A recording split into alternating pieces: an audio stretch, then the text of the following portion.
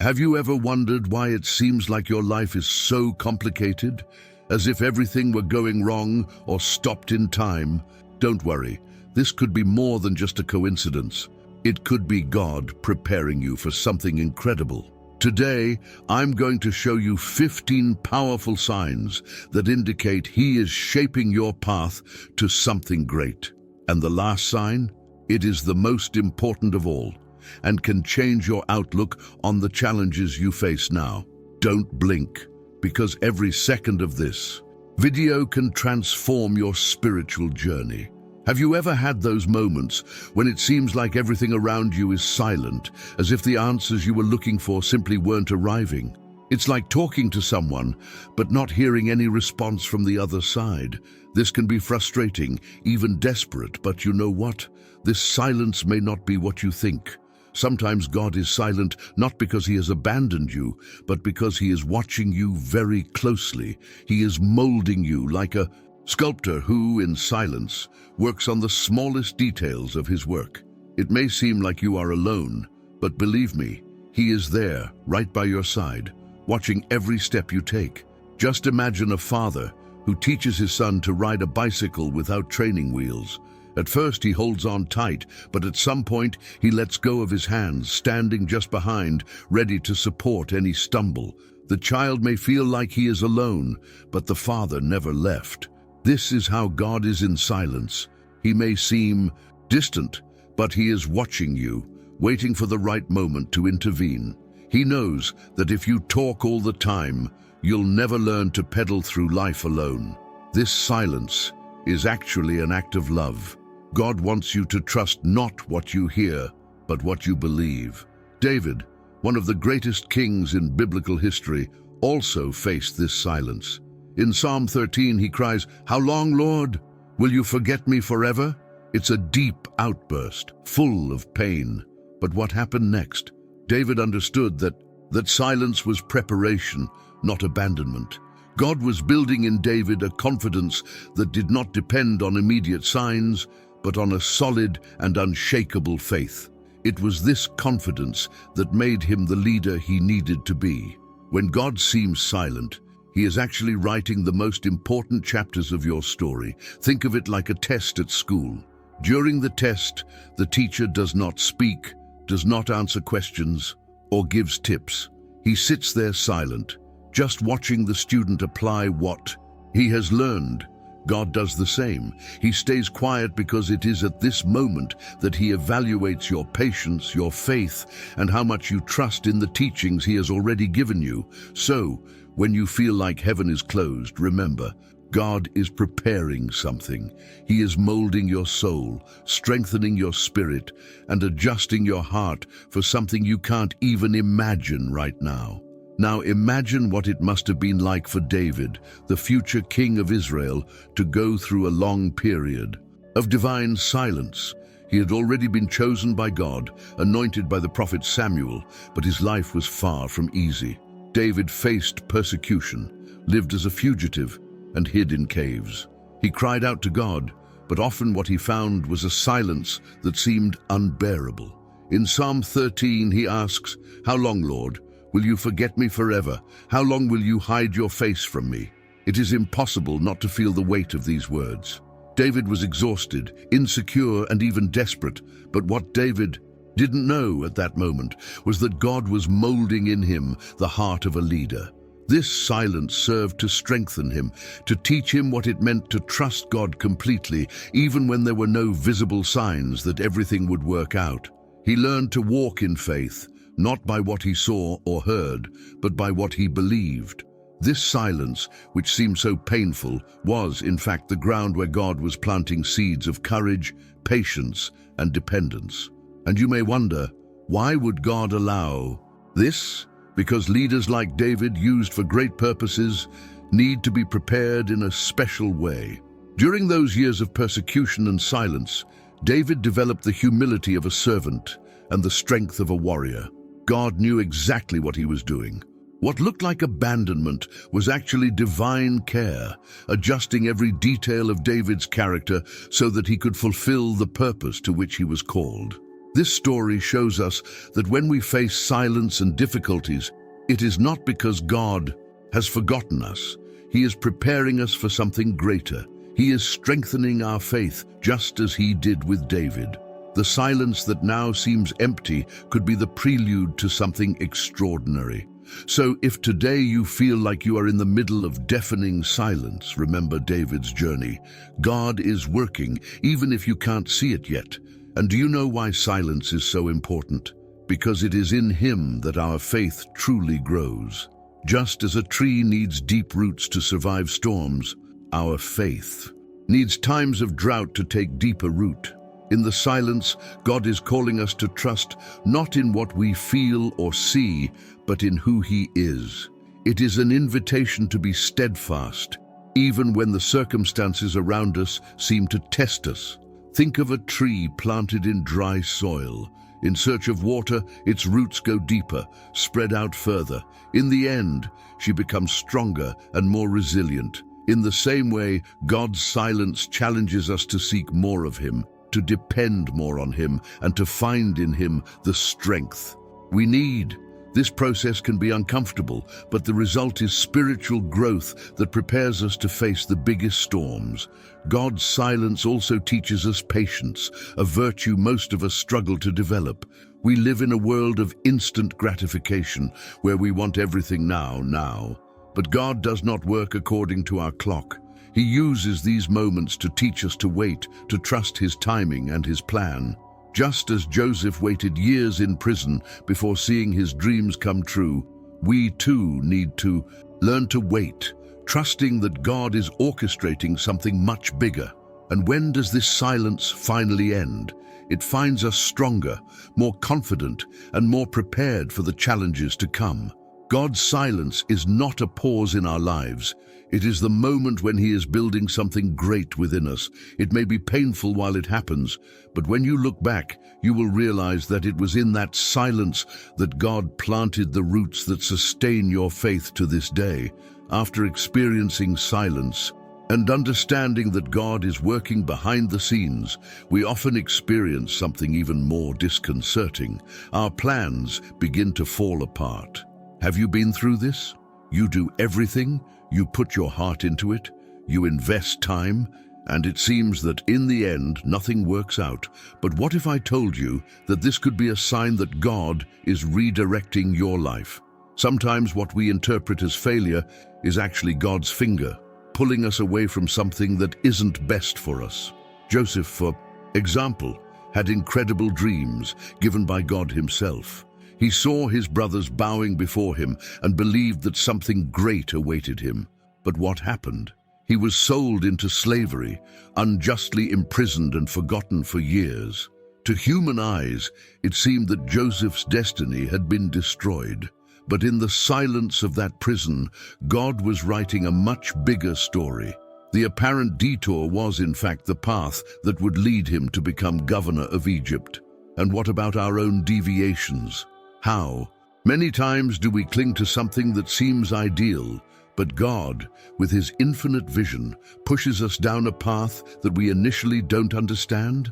Think of it like walking a mountain trail. You start in one direction, but the trail suddenly changes. It can be frustrating, but as you follow it, you realize that the new route takes you to a much more beautiful view. God does the same. He redirects our steps so that we can achieve what has truly been prepared for us. These redirections can be painful, especially when they involve giving up something we value. But God never takes away without offering something better in return. He knows the end of the story, even when we can only see the current chapter.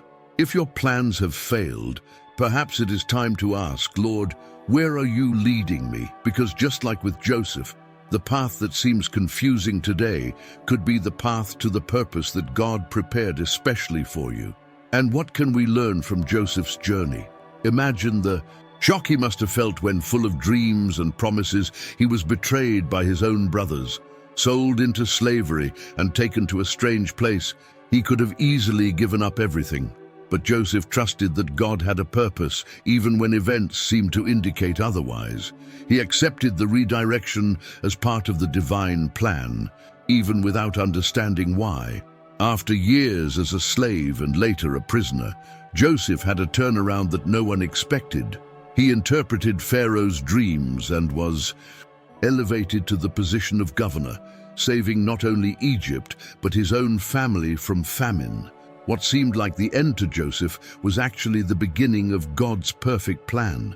God turned betrayal and pain into a story of redemption and purpose, something Joseph could never have planned on his own. What makes this story so powerful is Joseph's example of faith and resilience. He did not let himself be consumed by resentment or self-pity. He trusted that even in the most difficult circumstances, God was in control. This trust was the key for him to remain steadfast, allowing God to shape him for something greater. God used every difficulty to prepare Joseph for a role that would change the destiny of an entire nation. And you, have you ever thought that your failures could be the building blocks for something great? Just like Joseph, you may not understand now why you are facing so many difficulties. But God wastes no tears, no effort. It turns everything into part of the purpose. Even if today you are in the well, remember, God has plans that you cannot yet imagine, but which, as in the story of Joseph, will exceed all your expectations. After understanding how God redirects our plans, we are often faced with something equally challenging: resistance. Have you ever noticed that the more determined you are to do something right, the more obstacles appear in your path? It's like everything around you is trying to stop you. But you know what's amazing? These barriers, as difficult as they may seem, are actually signs that you are exactly where you are supposed to be. Great purposes rarely come without great challenges. Nehemiah is a perfect example of this. He was given the mission to rebuild the walls of Jerusalem, but it was not easy. From the beginning, he faced ridicule, threats, and even conspiracies to prevent his work. His enemies tried to discourage him in every way, but Nehemiah did not back down. He responded with prayer, planning, and perseverance. He continued the work with one hand on the job and the other on the sword, prepared to defend his mission. God was with him, and the walls were completed. These oppositions that we encounter in our own lives can have the same purpose: to strengthen us. Just as fire refines gold, endurance refines our character and faith. God allows us to face these challenges so that we can grow, becoming stronger and more dependent on Him. Every criticism, every closed door, is an opportunity to learn to trust God in a deeper way. It's not the easy moments that shape us, but the difficult ones. And if the resistance is there, maybe it's because the purpose you carry is great. Just like Nehemiah, you may be building something that will have a greater impact than you realize. Instead of getting discouraged, use this resistance as confirmation that you are on the right path. God doesn't allow us to face anything we can't handle, and He never lets us fight alone. Each barrier overcome is a victory that brings you even closer to His plan. The story of Nehemiah remains a powerful example of how to deal with opposition. When he began rebuilding the walls, his enemies wasted no time. They ridiculed him, saying that the stones he used would not resist. But Nehemiah knew something they didn't. He wasn't working alone. He prayed constantly, asking God for strength and wisdom. For Nehemiah, work was not just physical, it was spiritual. And when the threats intensified, Nehemiah did not give up. He took practical measures, such as dividing the people into groups. While some worked, others protected the work.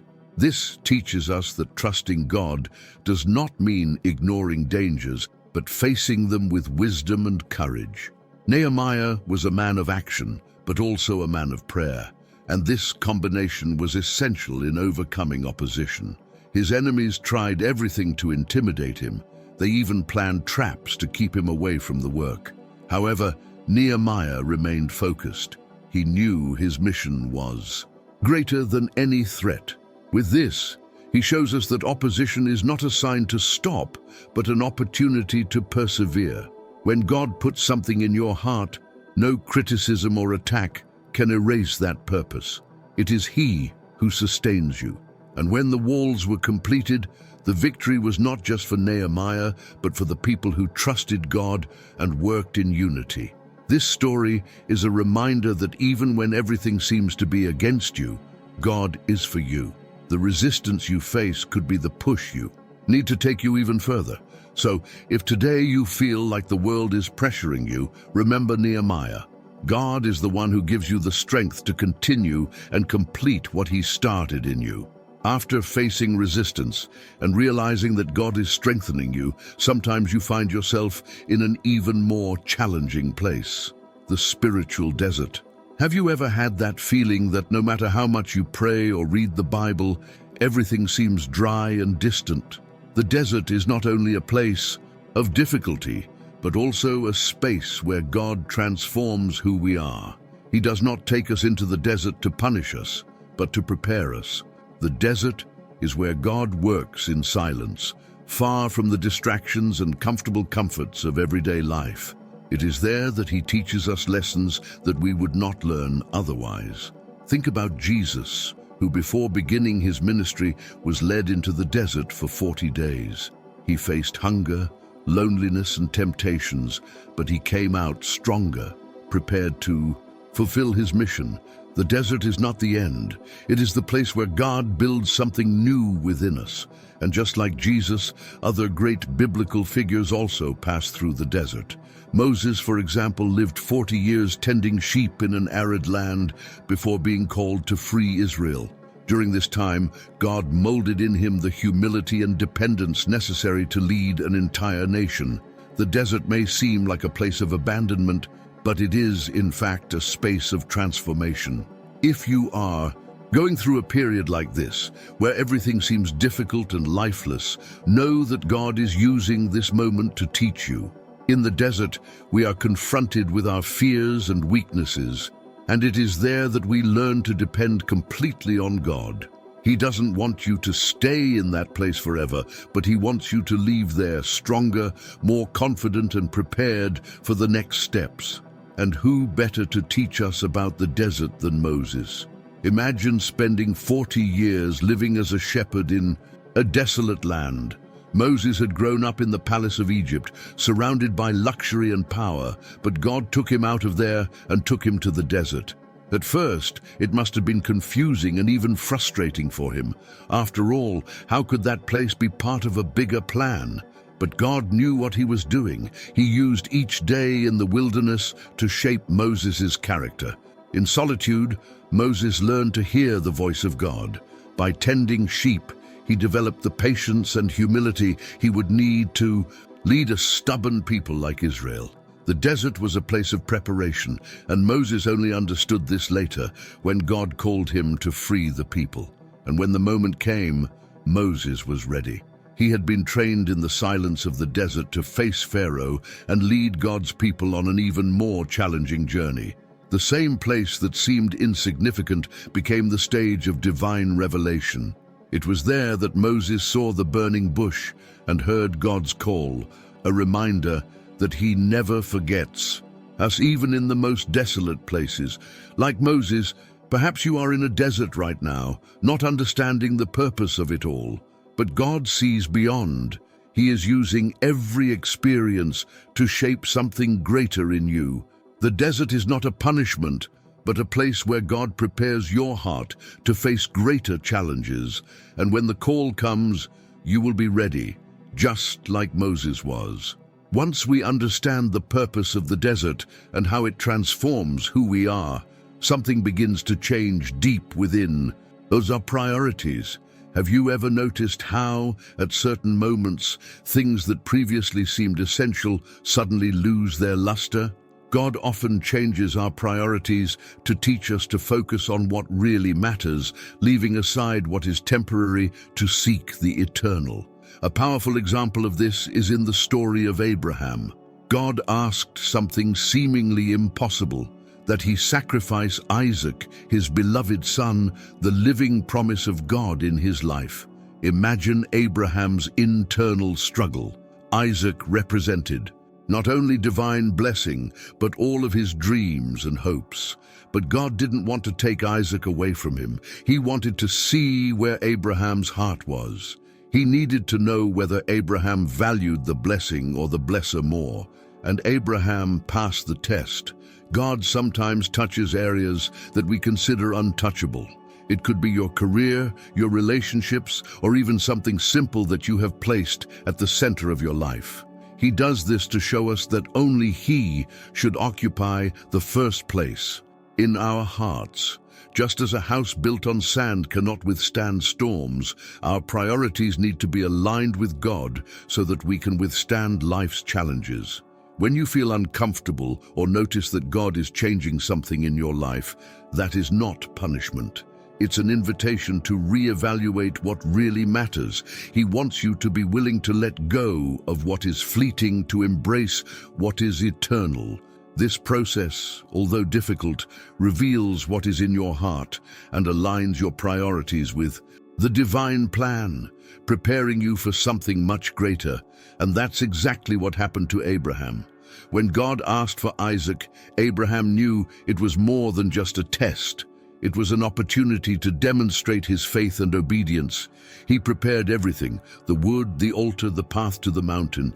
Each step must have been a gigantic emotional struggle, but he didn't hesitate. Deep down, Abraham trusted that God had a greater purpose, even if he didn't understand it at the time. And at the last moment, when Abraham was about to sacrifice Isaac, God intervened. He provided a ram for the sacrifice, confirming that the goal was never to take anything from Abraham, but rather to test his heart. Abraham showed that his trust was in God above all else, and this act of faith echoes to this day as an example of total surrender to the divine plan. This story teaches us that God never asks us for something without having a greater purpose behind it. When He calls us to give up something, it is not because He wants to deprive us, but because He wants to take us to a place of greater intimacy with Him. Abraham did not lose Isaac. On the contrary, he gained an even more unshakable faith and confirmation that God is faithful. And maybe you are facing something similar. It may not be a literal sacrifice, but a change in priorities that requires trust and commitment. Remember, God always has a purpose. Just like Abraham, when you put God first, He does extraordinary things. It's not about what you leave behind, but about what God is preparing to give you up front. Once we understand that God shifts our priorities to align us with His purpose, He often leads us through an even deeper test, that of scarcity. Have you ever experienced a time when it seemed like there weren't enough resources? It could be money, opportunities, or even emotional strengths. These seasons can be scary, but God uses them to teach us valuable lessons about dependence and trusting Him. Think of the widow of Zarephath, who lived in the midst of great drought and famine. She had only a handful of flour and some olive oil, enough for one last meal for her and her son before they faced death from starvation. When the prophet Elijah appeared, she was challenged to something unimaginable: use what was left to make him some bread first. This took an absurd amount of faith, but she obeyed. The result? God multiplied the little she had, sustaining her throughout the time of scarcity. Scarcity forces us to look beyond what we see with human eyes and trust in what God can do. It is at this moment that we learn that divine provision does not depend on how much we have, but on how much we trust. The lesson here is not about quantity, but about delivery. Just as the widow gave up the little she had, we are challenged to trust that God can turn a little into a lot. And you know what's amazing? When you face scarcity with faith, you learn to value each provision as a gift from God. He not only meets your needs, but also molds your heart to see His hands in every detail. It may seem like a time of limitation, but it is actually an opportunity to see the power of God working in your life. And when you're living in scarcity, it's natural for another challenge to arise, the temptation to give up. You know that urge to drop everything and say, "That's enough, I can't take it anymore." This temptation may seem like a sign of failure, but it is actually proof of the importance of your mission. The greater the purpose, the greater the pressure to abandon it. Jonas is a clear example of this. God gave him a mission to preach in Nineveh, a city full of evil. But instead of obeying, Jonas fled. He didn't want to take on the challenge, which led him into a storm, being swallowed by a large fish, and ultimately reconsidering his mission. Jonah's escape teaches us that God does not give up on us, even when we are tempted to give up on him or our calling. This temptation also appeared in the life of Jeremiah. He was constantly rejected and persecuted by his own people. There were moments when Jeremiah wanted to stop, but something inside him pushed him to continue. He described it as a fire burning in his bones that could not be contained. This fire was God's purpose, which overcame any discouragement or opposition. When you feel like abandoning the mission, it could be a sign that you are very close to something big. It is at this time that God calls you to trust him more and less in your strengths. He doesn't expect you to face everything alone. Just as Jonah was redirected and Jeremiah was renewed, God gives you what you need to continue, even in the most difficult times. After facing the temptation to abandon the mission, something even more subtle can happen: the test of success. It seems strange, doesn't it? But sometimes the moments of greatest fulfillment and prosperity can become dangerous traps if we don't keep our hearts in the right place. When everything starts to go right, it's easy to forget who each blessing came from and make the mistake of depending more on our achievements than on God. King Solomon is a striking example of this. When God asked what he wanted, Solomon asked for wisdom to govern the people. God was so pleased with the request that he gave him, in addition to wisdom, incomparable riches and honor. In the beginning, Solomon used these blessings to glorify God by building the temple and leading righteously. But over time, he strayed. His riches and political alliances led him to worship other gods, forgetting the commitment he had made to the Lord. This detour teaches us that success, however tempting, can be as difficult a test as scarcity.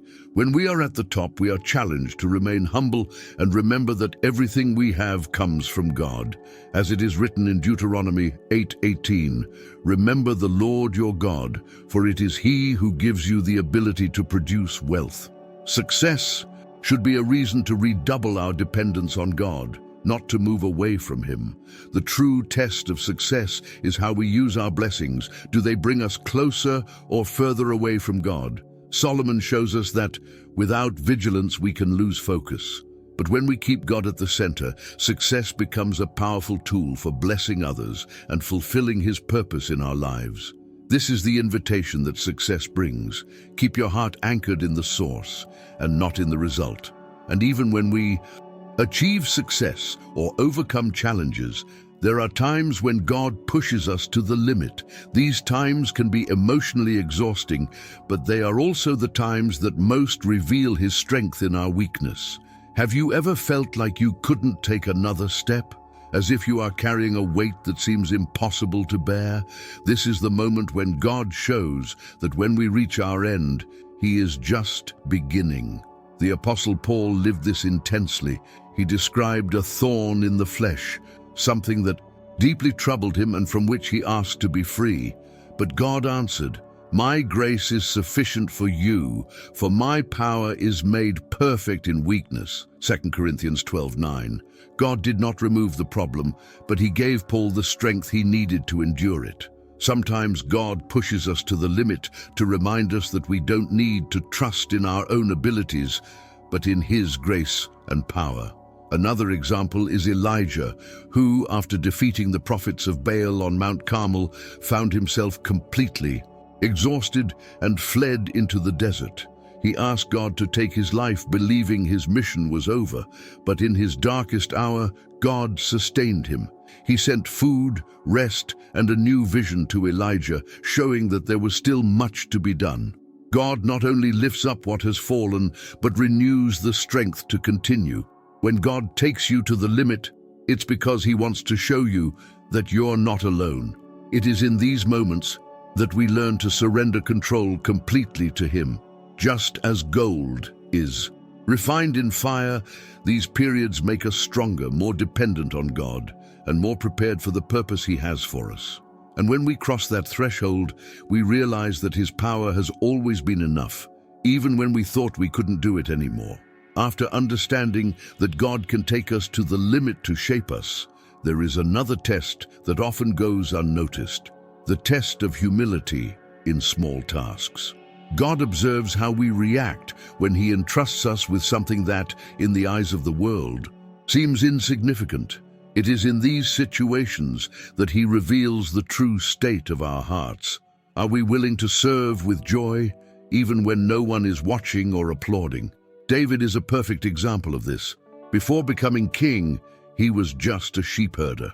While his brothers were on the battlefield, David was alone, tending his family's flock. This might seem like an unimportant job, but it was there, in the silence of the fields, that God began to shape the heart of a leader. He learned to protect the sheep from lions and bears, developing courage and loyalty that would later be essential on his journey. These little tasks that God gives us are not useless. They are training. Jesus Himself said, "He who is faithful in a little is also faithful in much," Luke 16:10. When we are faithful in what seems small, God prepares us for greater things. He wants to see if our hearts are more concerned with service or recognition. It is in the little that He shapes our humility so that we are ready when much arrives. And maybe today you feel like this, in charge of something that seems small or irrelevant. But remember, every step is part of God's plan. Small tasks are opportunities to demonstrate dedication and faith. They teach us to value the process and not just the result. And when we are faithful in them, God opens doors to something greater, just as He did with David, who left the fields to govern a nation. And the story of David as a shepherd shows us how much God uses the moments that seem simplest to prepare us for something great. Imagine David in the middle of the fields, away from the spotlight, facing the boredom of tending sheep. He could have asked himself, "Why did God put me here? Does this have any purpose?"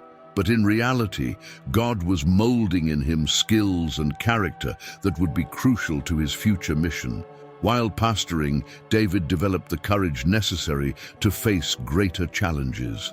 He didn't run away from threats, but he faced lions and bears to protect the herd. This courage was what led him to face Goliath with such confidence.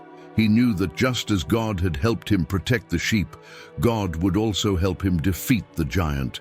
Every moment on the field was a silent preparation for the great challenges to come. Furthermore, as a shepherd, David learned to care for others. Before leading a nation, he needed to learn how to lead a flock. This care, this patience, and this dedication were fundamental for him to become the king that God wanted. David did not despise time in the fields, and this made him a leader after God's own heart. He understood that serving in something small is an honor when we are serving God. And maybe you're in your own field right now, in a place that seems far from your dreams or the purpose you feel God has for you. But remember, God is using this time to prepare you. Just like David, every little challenge you face today is shaping the leader, servant, or instrument God needs for the future. Nothing is in vain when it is God who leads the process.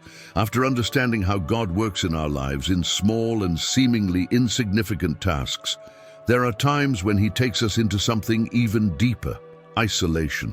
Have you ever had the feeling of being completely alone, even when surrounded by people? These seasons may seem scary, but they are often the times when God does His greatest works in us. He takes us out of the hustle and bustle so we can hear His voice clearly. Elijah went through exactly this. After a great victory on Mount Carmel, where he defeated the prophets of Baal, Elijah entered a moment of deep loneliness. Fleeing into the desert, he felt exhausted, discouraged, and even asked God to take his life. He believed he was alone and that his mission was over. But it was in that isolation that God met him in a unique way. not in an earthquake or fire, but in a gentle whisper, showing that even in moments of loneliness, he is present. Isolation forces us to face ourselves and our limitations. Without the distractions of the world, God works in areas we might otherwise ignore. He uses this time to refine us, reveal hidden motivations, and prepare our hearts for something greater. Just like Elijah, sometimes we need to be taken out of the crowd to understand that our strength does not come from us, but from God. If today you feel like you are in an emotional or spiritual desert, know that God is not absent. He is inviting you into a deeper, more intimate relationship. Isolation can be the place where you discover truths about yourself and God that you would never see through the noise. It is not a place of abandonment, but of transformation. And Elijah's experience in isolation teaches us a lot about how God acts in these moments. When Elijah fled into the desert, he believed his mission was over. He felt the weight of being alone and thought there was no one else by his side. But God did not abandon him. On the contrary, he sustained Elijah in surprising ways. First, he sent an angel to feed him and give him strength. Afterwards, he guided Elijah to Mount Horeb, where he would have a transformative encounter with him. It was in the silence of the mountain that Elijah heard something that changed his perspective. God did not manifest himself in grandiose phenomena such as strong winds, earthquakes, or fire. Instead, he spoke in a soft whisper. This lesson is powerful. God does not always act spectacularly. Often, he reveals himself in silence, in the small moments when we are willing to listen to him with an open heart. Elijah also discovered that he was not as alone as he thought.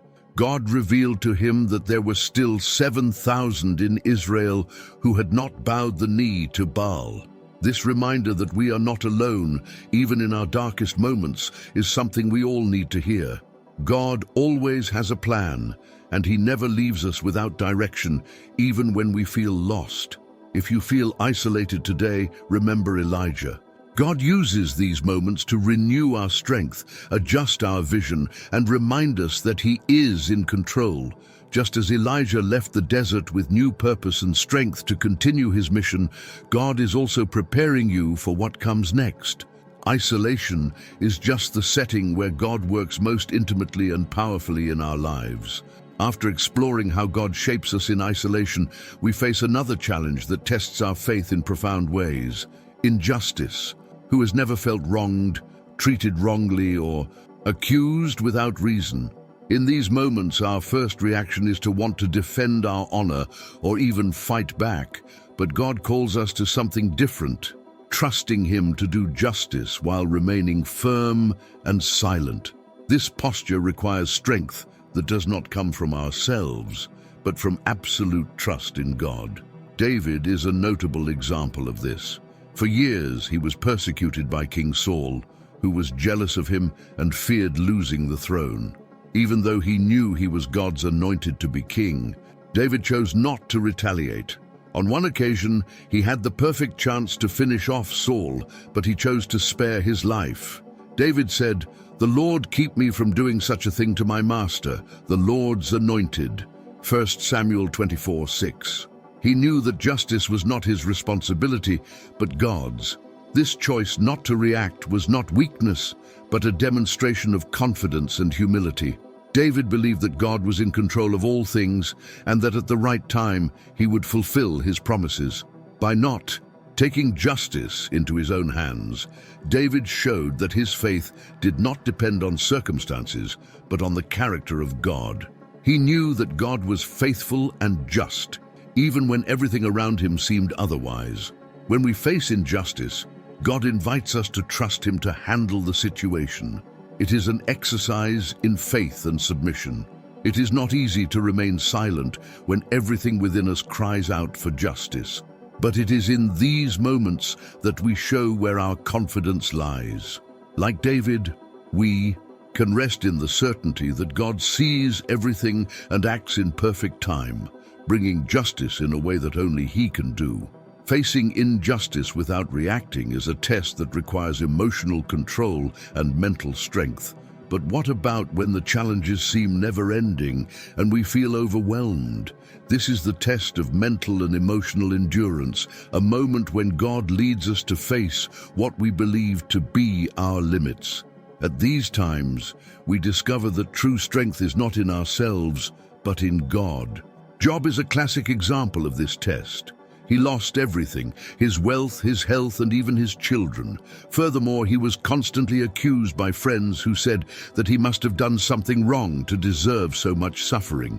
Still, Job kept his faith. He declared, "Though he slay me, yet will I hope in him." Job 13:15.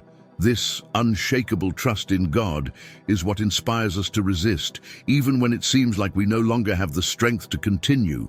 The Apostle Paul also faced emotional and mental challenges. He was arrested, beaten, persecuted, and on many occasions felt pressured beyond his strength. But he declared, "On every side we are pressed, but not discouraged. We are perplexed, but not in despair." 2 Corinthians 4:8. Paul understood that even when he seemed to be at his limit, God was his source of renewal and strength. These difficult moments teach us to trust God in a deeper way. When we are pushed to the limit, we learn that our strength does not come from us, but from those who are by our side. Just like Job and Paul, we can find in God the peace and courage necessary to continue, even when the weight seems unbearable. This test is an invitation to be renewed by Him and to be strengthened in the midst of adversity. After facing mental and emotional resistance, a test arises that directly challenges our faith. Generosity in times of scarcity.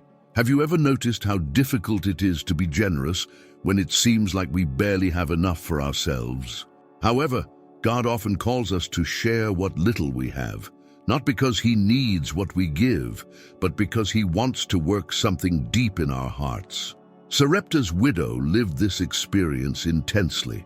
During a severe drought, she had only a handful of flour and a little olive oil, enough to prepare the last meal for her and her son. It was at this critical moment that Elijah asked her to prepare some bread for him first.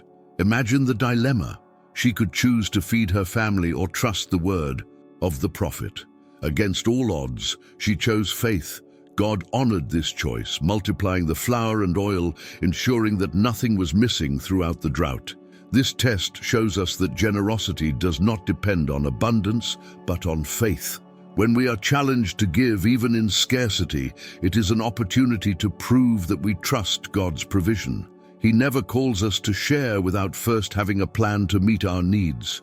The act of giving in difficult times is not just a selfless gesture. It is a spiritual exercise that strengthens our dependence on Him. Maybe you are facing something similar right now. It may feel like you don't have enough, but God is calling you to trust. He doesn't want to leave you with nothing. He wants to teach you that when we trust in Him, the little we have can become more than enough. Just as with the widow of Zarephath, God uses our generosity as a channel to reveal His power and faithfulness. After passing the generosity test, another challenge may arise, the temptation to look for shortcuts. When we face difficulties or feel that God's promises are taking time to be fulfilled, it is easy to think of alternatives that seem quicker or easier. But these shortcuts often take us away from God's original purpose and place us in even more complicated situations. Abraham and Sarah faced this temptation. God had promised that they would have a child, but years passed and nothing happened. Impatient, they decided to take control of the situation.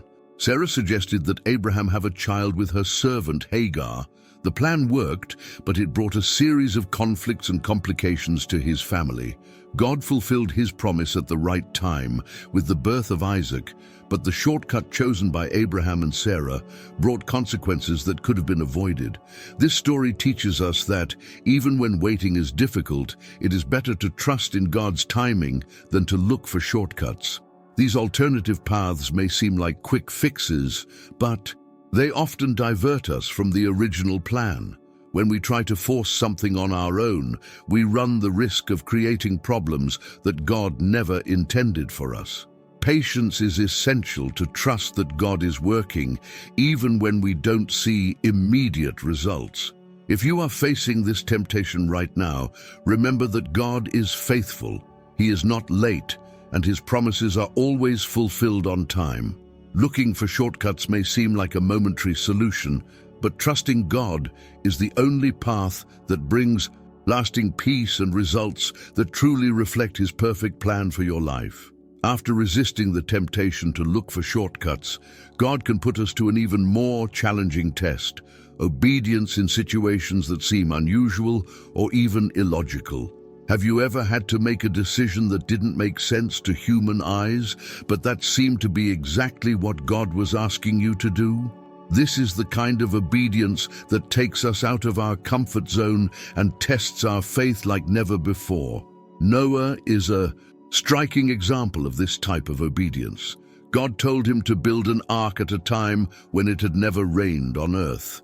Imagine the scenario: Noah chopping wood, working for years, while the people around him mocked and questioned his sanity. But Noah did not argue or ask for explanations. He simply obeyed. And when the flood came, it was his faith and obedience that saved his family and ensured the continuity of humanity. This type of obedience is not easy because it requires us to trust God above our own logic or understanding. Often, circumstances do not seem favorable, and the people around us can discourage us. But it is precisely in these moments that we demonstrate how much we trust in God. He doesn't call us to understand everything, but to obey, even when it doesn't make sense. If God is asking you something that seems unusual, remember Noah.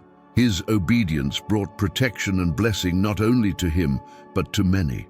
Likewise, when we follow God's instructions, even without fully understanding them, we are planting the seeds for a future that only He can see. It is in obedience that we find purpose and align ourselves with the divine plan. And if obedience in unusual situations is challenging enough, imagine being called to give something that is deeply precious to you. This is the test of faith in sacrifice, one of the most crucial moments in our journey with God. He asks us to lay something we love on the altar, not to deprive ourselves, but to reveal where our heart really is. It is a test of faith that goes far beyond what we can imagine. Abraham faced this literally.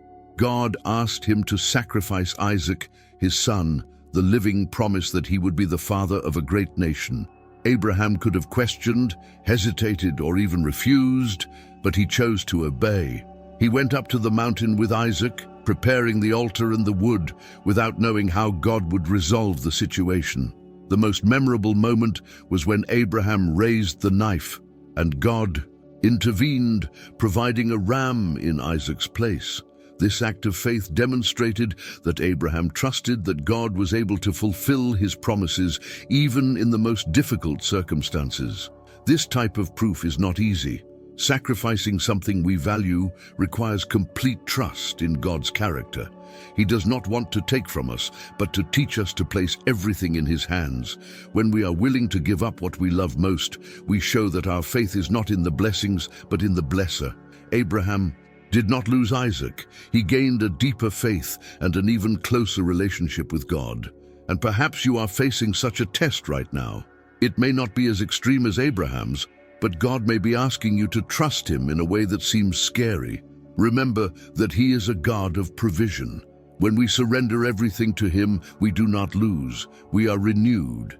Sacrifice, when guided by God, is always the path to something much greater than we can imagine. After passing the test of sacrifice, another important challenge may arise: the trial in our relationships. These moments deeply test our character and our ability to love as God loves, especially when we face conflict or are hurt by those close to us. Have you ever been in a situation where someone you trusted deeply disappointed you? God often uses these situations to shape us, teaching us about forgiveness, patience, and humility. Jose experienced one of the most intense trials in this regard. Betrayed by his own brothers, who sold him into slavery. He spent years facing injustice and loneliness. When he finally had the chance to retaliate by becoming governor of Egypt, Joseph did something surprising. Instead of taking revenge, he chose to forgive. Upon meeting his brothers again, he said, "You intended evil against me, but God meant it for good." Genesis 50:20. Joseph saw the hand of God in the midst of pain, allowing it to transform his heart. These tests in our relationships are not easy because they directly touch our emotions. It's natural to want to protect ourselves or to reciprocate in kind, but God calls us to a higher path, loving those who hurt us.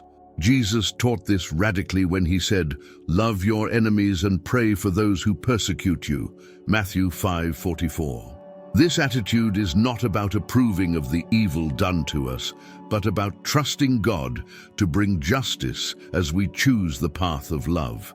If you are experiencing conflict or hurt in a relationship, see this as an opportunity to grow spiritually.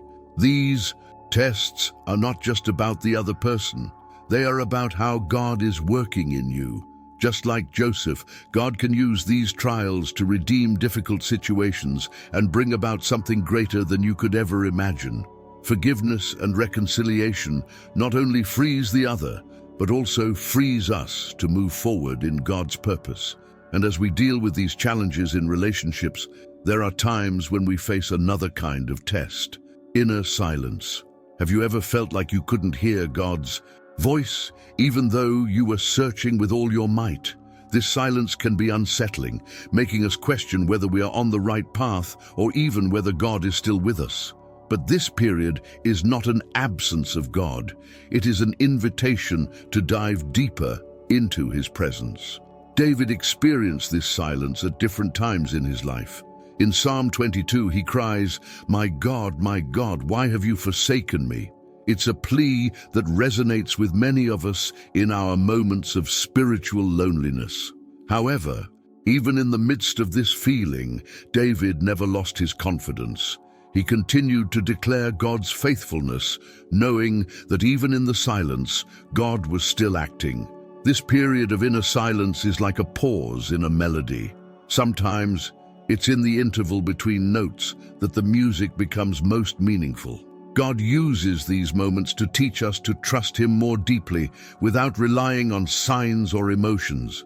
It's a lesson in pure faith, where we learn to rest in the certainty that He is faithful, even when we don't feel His presence in a tangible way. If you are going through this silence right now, remember that God is not far away. He is calling you to trust, not in what you feel, but in what you know about who He is. These moments of silence are not empty. They are full of purpose. They strengthen us and prepare us for the next steps, just as happened with David, who emerged from the silence with an even firmer faith. After the inner silence, we are led to another test: patience as we wait for the fulfillment of God's purpose. Ever feel like you've been waiting too long? That the promises seem distant and the paths slow? This test is not easy, but it is an opportunity for God to work in our hearts and prepare us for what is to come. Joseph is a clear example of how God uses waiting to shape our character. He was given a dream at a young age, but it took years to see it come to fruition. During this time, he faced slavery, prison, and oblivion. But Joseph did not let the delay erase his trust in God. He remained faithful even without knowing when or how his dreams would come true. When the time was right, Joseph was prepared to assume the position of governor of Egypt and save many lives. Waiting often reveals where our heart is. She teaches us to trust God's timing and not our own. As Ecclesiastes 3:11 says, God made everything beautiful in its due time. While we wait, He is working behind the scenes, aligning people, circumstances, and opportunities. Patience allows us to rest in the certainty that God is sovereign and that He is never late. If you feel like you are stuck in a period of waiting, know that God is preparing you. Just like with Jose, the waiting time is not wasted. It is a time of growth, confidence, and preparation. God not only keeps his promises, he also prepares us to receive them in the right way. Patience is the key to experiencing God's perfect plan.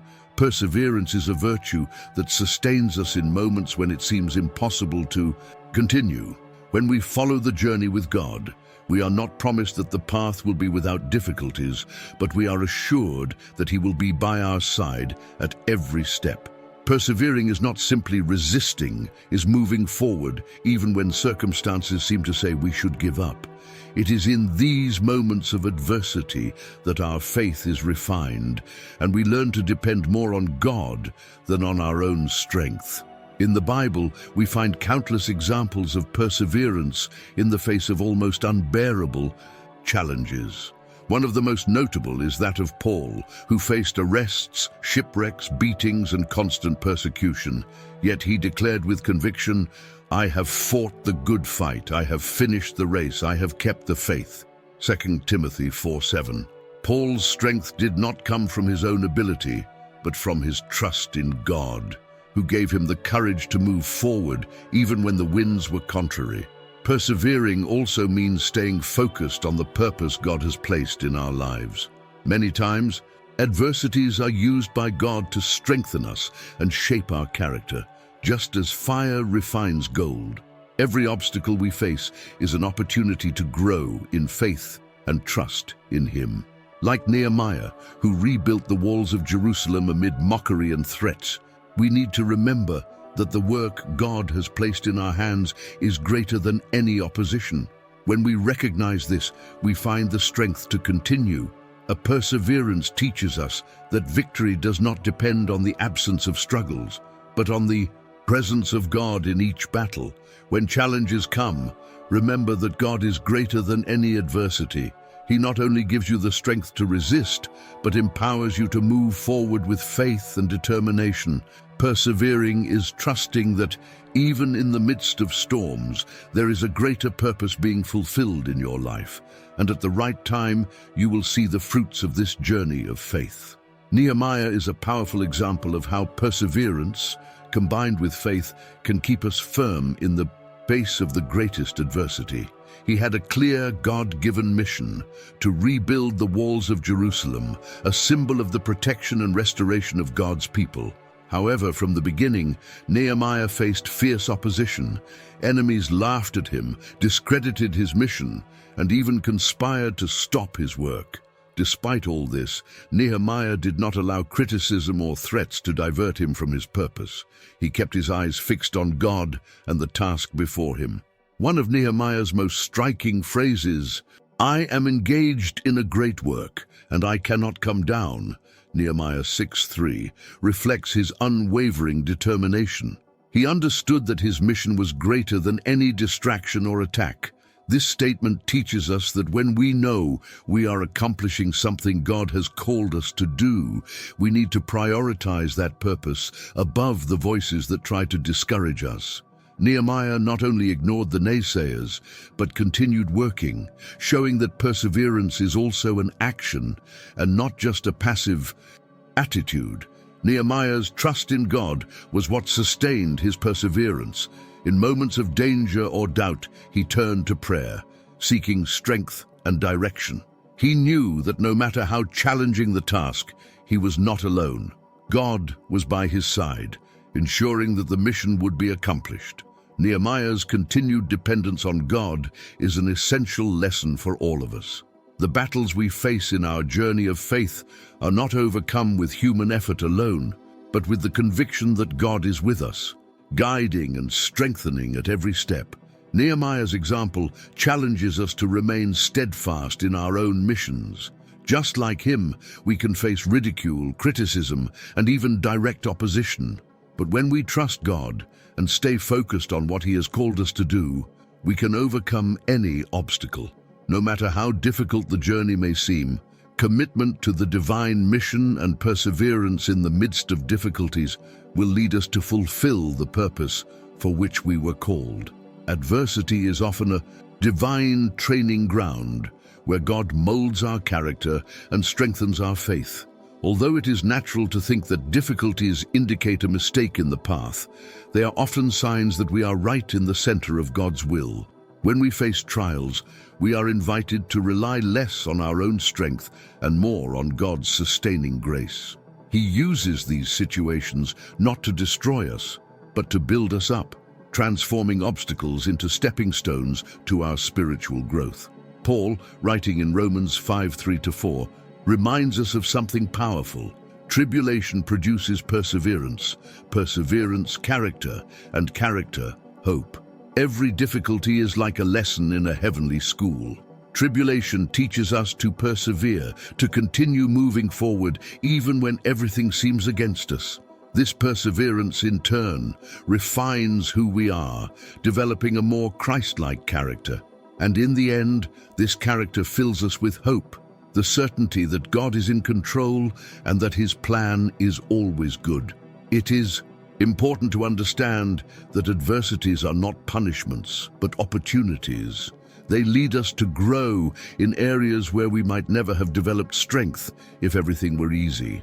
Just as a tree grows stronger when it faces headwinds, we also grow spiritually when we face life's challenges with faith and confidence. God allows us to go through these situations to equip us for something greater, something that we cannot yet see, but that He has already prepared for us. So when challenges come, instead of asking, "Why me?" ask, "What is God teaching me?" Adversity is a chance to see God's faithfulness in action, to experience His promises up close, and to come out the other side stronger and more prepared for what's to come. Each obstacle overcome is proof that God is working in you, transforming tribulations into testimonies and difficulties into opportunities to manifest His glory. If you are facing difficulties right now, remember that God is on your side. He never abandons us in the midst of battles. Perseverance is not just a virtue, it is a declaration of faith. When we continue to move forward, even when it's difficult, we are telling God that we trust Him and His plans, knowing that the best is yet to come. And after the entire process, silence